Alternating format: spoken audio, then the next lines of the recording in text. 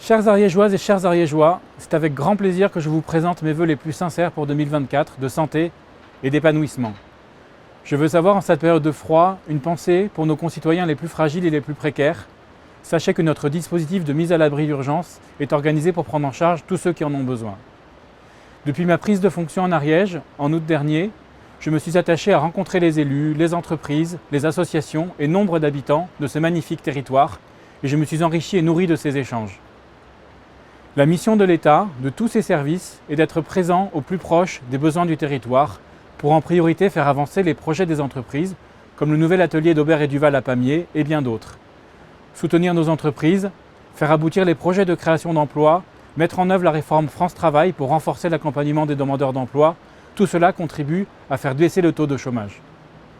Soutenir l'économie, c'est une priorité. L'État doit soutenir également les projets des élus au service des habitants.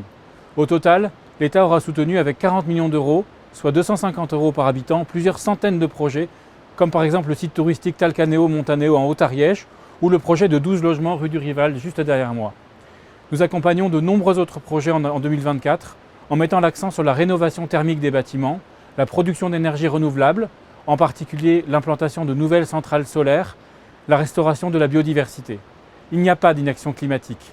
Il se passe des multiples choses près de vous pour changer en profondeur notre modèle et réduire nos émissions. L'État suscite des initiatives et avec les collectivités locales, il les soutient.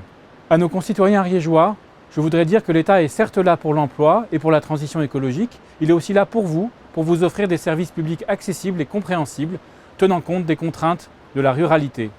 Les maisons France Service ont été créées pour cela. Il y en a 14 en Ariège, bientôt une 15e au Mas d'Asile, mais elles ne sont pas encore connues. Allez-y pour y être aidé dans votre démarche, par exemple pour vos impôts, vos retraites ou vos papiers d'identité. Enfin, un mot sur la sécurité, la première des choses que vous doit l'État. En 2023, la présence de la police et de la gendarmerie dans les centres-villes a été renforcée pour sécuriser l'espace public et lutter contre l'insécurité. Les effets sont déjà visibles, notamment dans les centres-villes de Pamiers, de Foix et de Saint-Giron. La démarche sera poursuivie, je m'y engage. Lutter contre la délinquance, qui est contenue en Ariège, c'est bien, mais il faut ensemble lutter aussi contre toutes les formes d'incivilité qui touchent nos concitoyens, qui touchent nos élus qui incarnent l'autorité et nos enseignants. Soyez assurés qu'en 2024, les services de l'État seront plus que jamais à l'écoute, réactifs et facilitants à vos côtés. 2024 sera une année résolument sportive et olympique. Et je ne peux évidemment terminer sans mentionner la joie du retour du Tour de France en Ariège avec une belle arrivée au plateau de Beille le 14 juillet. Très bonne année à tous.